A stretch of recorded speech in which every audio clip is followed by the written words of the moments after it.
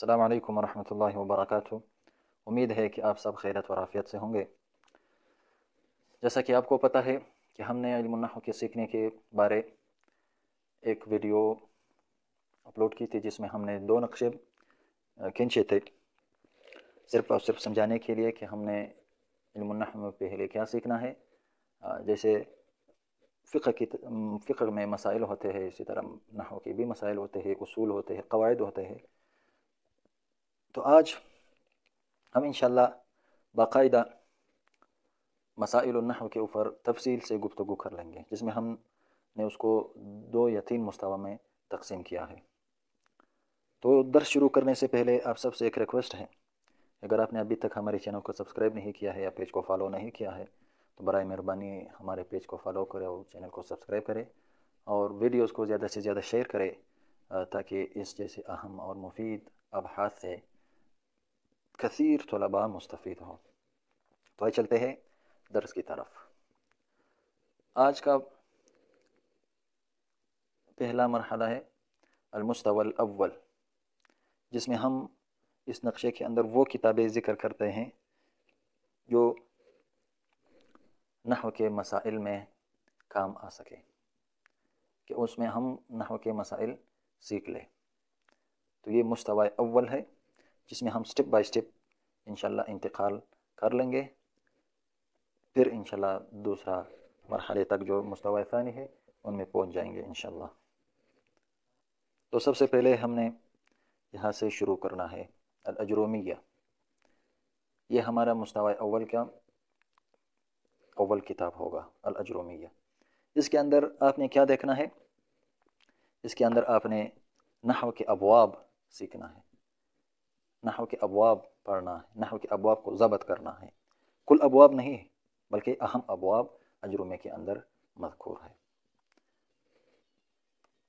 तो इसकी 2 शुरुहात हमने लिखी है, एक है अत-तुहफ़तुस्सनिया और दूसरा है अल-मुतम्मिमा लिर्रुआइनी। अत-तुहफ़तुस्सनिया मुहियुद्दीन का। तो पहले एक बात ये समझ ले कि हमने हर किताब के लिए 2-2 शुरुहात लिखे हैं, 2-2 शुरुहात किए हैं, 2-2 शुरुहात मुंतखब किए हैं, इसलिए कि उसमें एक असासी है और दूसरा जो है वो तज़यीनी शरह है। असासी मतलब वो गहराई तक, आप इन किताब के गहराई तक आपको ले जाता है, और तज़यीनी इन किताब के अंदर जो मसाइल रह गए हो वो आपके लिए इस तज़यीनी शरह में मिलेंगे। तो हर किताब के लिए हमने 2-2 शुरुहात लिखे हैं, और ये किताबें जो है मुस्तवा अव्वल में, ये कुल नहवा नहीं है बल्कि बाज़ नहवा है। तो सबसे पहले हमने अजरूमिया शुरू करना है। अजरूमिया के अंदर हमने पहले नहव के अबवाब सीखना है, मसलन मंसूब क्या है, मरफू क्या है, ख़बर किसे कहते हैं, फ़लान फ़लान वग़ैरह। अजरूमिया के ऊपर हमने तुहफ़तुस्सनिया पढ़ना है, ये तज़यीनी शरह है, उसके लिए ये तज़यीनी शरह है। जो मसाइल उनमें रह गए हो, यानी उन अबवाब की तफसील इसमें मिलेंगे आपको। जितने अबवाब अजरूमिया के अंदर मज़कूर है उसकी तफसील आप तुहफ़तुस्सनिया में मिलेंगे। फिर उसके बाद जब हम इसको ख़त्म कर ले, सही तरीके से याद कर ले, समझ ले, ज़ब्त कर ले इनके मसाइल को, तो फिर हमने इंतकाल करना है फिर मुतम्मिमा लिर्रुआइनी की तरफ। उसके ऊपर 2 शुरुहात है, अल-फ़वाकिहुल जनिया अल्लामा फ़ाकिही साहब का, और दूसरा है अल-क़वाक़िदुद्दुर्रिया मोहम्मद अहदक साहब का। तो आपने अल-मुतम्मिमा लिर्रुआइनी के ऊपर आपने पहले इस शरह को पढ़ना है, ये असासी शरह है उसके लिए, ये आपको इसकी शरह में गहराई तक ले जाता है क़वाक़िदुद्दुर्रिया। फिर इसके बाद आपने इंतकाल करना है अल-फ़वाकिहुल जनिया में। इसमें आपको एक फ़ायदा ये मिलेगा कि जब आप ये किताब पढ़ोगे ना, तो आपको ये एहसास हो जाएगा कि मैंने इस किताब के अंदर क्या क्या चीज़ें सीखी हैं, क्या क्या चीज़ें हासिल किया है, तो ये इस किताब के अंदर आपको मिलेंगे। और जो मतलब सवालात आपके जहन में इस किताब के अंदर आए हो, तो वो ये जवाब देगा आपके लिए इस किताब का। तो ये मुस्तवा अव्वल हो गया हमारा, जिसमें हमने अजरूमिया देखना है, अजरूमिया, और ये अबवाब जिक्र करते हैं। इन सब में अबवाब है, नहव के जो अबवाब है उसकी तफसीलात है, उसकी दिक्कत आपको में मिलेंगे। लेकिन कुल अबवाब नहीं है बल्कि अहम अबवाब हैं। कुल अबवाब अल्फिया के अंदर भी नहीं है बल्कि इसमें अहम अबवाब मज़कूर है। फिर हमने इंतकाल करना है قطر الندى کی طرف. ہاں اس میں ایک بات یہ بھی ذہن نشین کر لے کہ اجرومیہ کے اندر کچھ نقص ہے، تو یہ المتممہ جو ہے وہ جو نقص اس کے اندر موجود ہے وہ آپ کے لیے صحیح کر دے گا. المتممہ لرعینک، تو یہ اوقد اوسع ہے، قواعد الدریہ یہ اس سے اوسع ہے. اور الفواکہ الجنیہ یہ جو مسائل مطلب رہ گئے ہو اس میں وہ آپ کو یہاں ملیں گے. تو یہ مستوی اول ہے، ان کے مسائل کو آپ نے سیکھنا ہے، یاد کرنا ہے، ضبط کرنا ہے. جب آپ کے ذہن میں ان کتابوں کے مسائل بیٹھ جائے صحیح طریقے سے تو پھر آپ نے انتقال کرنا ہے مستوی ثانی کی طرف. مستوی ثانی میں قطر الندى ہے جو علامہ ابن ہشام الانصاری کا ہے. علامہ ابن ہشام الانصاری کبار علماء میں سے ہیں، یعنی وہ اس کو علماء اپنے زمانے کا امام سیبوی سمجھتے ہیں. امام سیبوی بہت بڑا عالم ہے نحو کے اندر. تو قطر الندى کے اوپر بھی دو شروحات ہیں، شرح المؤلف اور حاشیۃ الحمصی. قطر الندى آپ نے پہلے شرح المؤلف کے ساتھ پڑھنا ہے، یہ جو اس کے لیے اساسی ہے. شرح المؤلف یہ قطر الندى کے لیے اساسی ہے. اس کی اختیار دو وجوہات کی بنا پر ہم نے کی ہے شرح المؤلف کا. پہلی وجہ تو یہ ہے کہ یہ قطر الندى کو اس کتاب کو زیادہ جانتا ہے. یہ مؤلف جو ہے یہ قطر الندى اس کتاب کو زیادہ جانتا ہے اور اس کے مؤلف کے اقوال کو یعنی ابن ہشام انصاری کے اقوال اس کے منہج کو زیادہ جانتا ہے. اور دوسری وجہ یہ ہے کہ یہ مؤلف جب یہ کتاب تصنیف کر رہا تھا یعنی یہ شرح جب تصنیف کر رہا تھا تو وہ اپنے زمانے کا سب سے زیادہ جاننے والا تھا. نحو میں سب سے زیادہ جاننے والا تھا جب وہ یہ شرح المؤلف قطر الندى کے اوپر کیا تھا. تو اس دو وجوہات کی بنا پر ہم نے اس کو یہاں ذکر کیا ہے. یہ انتہائی دقیق اور گہرائی میں ہے. پھر اس کے بعد جب آپ اس کو ختم کر لے، اس کے مسائل کو سیکھ لے، سمجھ لے، پھر آپ نے انتقال کرنا ہے حاشیۃ الحمصی کی طرف. حاشیۃ الحمصی اس کا جو مصنف ہے یہ مشہور ہے حواشی میں، یہ انتہائی دقیق اور وسیع النظر ہے حواشی میں. یہ اس لیے اس کو اختیار کیا، وسیع النظر ہے حواشی میں. تو پھر آپ نے اس کے بعد انتقال کرنا ہے حاشیۃ الحمصی کی طرف. یہ آپ کا مستوی ثانی ہو گیا. دیکھیں یہ ایک بات یاد رکھ لے، کوئی یہ نہ سمجھ لے کہ میں نے قطر الندى کو صحیح سمجھا یا شرح المؤلف یا حاشیہ تو میں نحوی بن گیا، اب میں قرآن اور حدیث کو سمجھ سکتا ہوں. نہیں، ہرگز نہیں. جو مسائل مطلب اس کتاب کے اندر ہے وہ اس میں نہیں ہے، جو اس کے اندر ہے وہ اس میں نہیں ہے، جو مطلب اشمونی یا شرح المکودی کے اندر ہے وہ اس میں نہیں ہے. تو ہر کتاب کا الگ الگ خصوصیت ہے. اور دوسری بات یہ بھی ذہن نشین کر لے کہ جب ایک کتاب کو جو سٹیپ بائی سٹیپ میں نے بتایا، ایک کتاب کو اسی طریقے سے آپ ختم نہیں کرتے دوسری کتاب کی طرف آپ انتقال نہیں کر سکتے. تو پہلے اس کتاب کو مثلا تحفۃ الثنیہ ہے، آپ نے پہلے اس کو ختم کرنا ہے، صحیح سمجھنا ہے، اس کے مسائل کو یاد کرنا ہے، پھر آپ نے انتقال کرنا ہے متممہ کی طرف. اسی طرح قطر الندى کے اوپر آپ نے شرح المؤلف پڑھنا ہے، صحیح سمجھنا ہے، ان کے مسائل کو یاد کرنا ہے، پھر آپ نے انتقال کرنا ہے حاشیۃ الحمصی کی طرف. تو ایسا بھی نہیں کرنا چاہیے کہ آدھا کتاب یہ پڑھ لے پھر آدھا کتاب یہ پڑھ لے، تو آپ پر مسائل جو ہے وہ خلط ملط ہو جائے گا.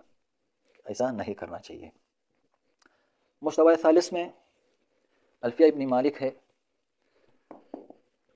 الفیہ ابن مالک کے اوپر آپ نے پہلے شرح ابن عقیل پڑھنا ہے. اگر آپ کو پورا اعتماد ہو کہ میں قبل میں جو یہاں کتابیں ذکر کی میں نے کہ آپ ان کے مسائل کو صحیح سمجھے ہو، یاد کر لیے گئے ہو، تب آپ نے ابن عقیل کو مع حاشیۃ الخضری پڑھنا ہے، یعنی اس کے ساتھ ساتھ پڑھنا ہے. پھر اگر یہ اعتماد نہ ہو تو پھر آپ صرف اور صرف ابن عقیل پڑھ سکتے ہیں، پھر حاشیۃ الخضری آپ نہ پڑھیں، سمجھنا مشکل رہ جائے گا، سمجھنا مشکل ہوگا آپ کے لیے یہ. تو ابن عقیل میں آپ نے کیا پڑھنا ہے، کیا کیا دیکھنا ہے. ابن عقیل میں آپ نے شرح شواہد پر غور کرنا ہے. الفیہ کے اندر جو ابیات ہے اس کی تشریح پر آپ نے غور کرنا ہے، اور مسائل کی تشریحات پر آپ نے غور کرنا ہے. جو دیکھو میں نے بتایا تھا کہ جو مسائل ابن عقیل میں آپ کو ملیں گے وہ قطر الندى میں نہیں ہے، جو قطر الندى میں ہے یا شرح المؤلف میں ہے وہ تحفۃ الثنیہ یا المتممہ کے اندر نہیں ہے. جو چیزیں حاشیۃ الخضری میں ہے وہ آپ کو ابن عقیل میں مطلب نہیں ملے گا. نئی چیزیں جو ہے وہ آپ کو ابن عقیل کے اندر نہیں ملے گا. تو یہ حاشیۃ الخضری یہ اس کے لیے اساسی حاشیہ ہے.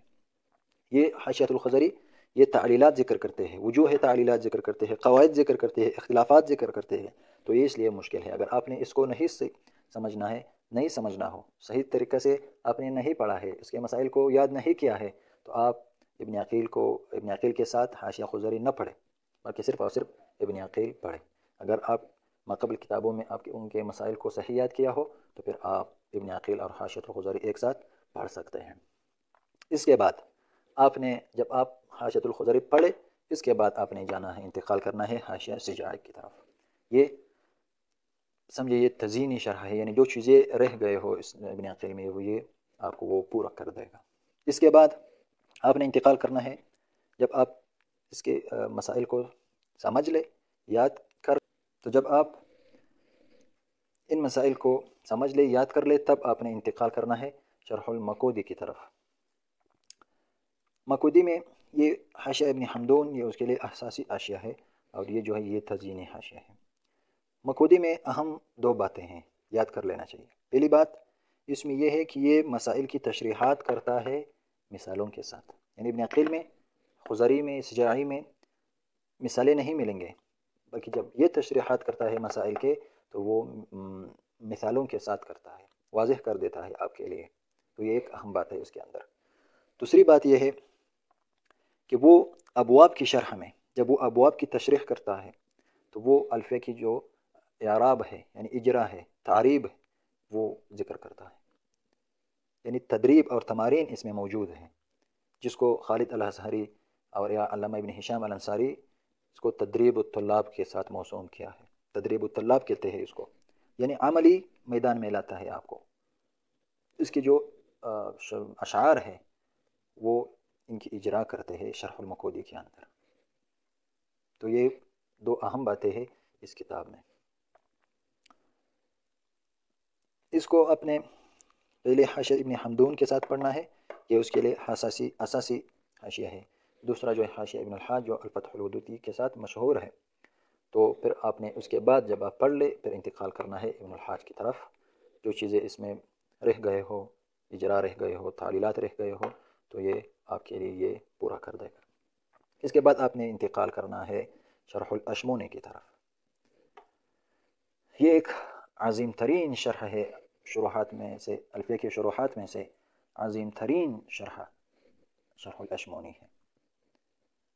یہ یعنی الفیہ کے تمام شروحات میں سے افضل ترین اور عمیق ترین شرح الاشمونی۔ اس لیے علامہ انور شاہ کشمیری رحمہ اللہ سے کسی نے استفسار کیا ہے کہ فلان فن میں نحو میں کون سی کتاب اچھی ہے، اور منطق میں کون سی کتاب، بلاغت میں کون سی کتاب ایسے، تو نحو میں اس نے شرح الاشمونی ذکر کیا ہے۔ یہ بہترین کتاب ہے، شرح الاشمونی بہت بہترین کتاب ہے۔ یہ اس کا جو علامہ اشمونی ہے یہ فقیہ ہے، اصولی ہے، مفسر ہے، وہ جانتا ہے کہ فقہ کے اندر مثلا یا اصول فقہ کے اندر یا تفسیر کے اندر نحو کے کن کن ابواب کی ضرورت ہے، کن کن اختلافات کی ضرورت ہے، کن کن قواعد کی ضرورت ہے، کیسا سیکھنا چاہیے، کیسا پڑھنا چاہیے، تو وہ اپنی کتاب شرح الاشمونی علی الفیۃ ابن مالک میں ذکر کرتے ہیں۔ یعنی وہ تعلیلات، قواعد، وجوہ تعلیلات، اختلافات بنسبت شرح المقودی کی زیادہ ذکر کرتے ہیں، کثیر ہے اس میں بنسبت شرح المقودی کے۔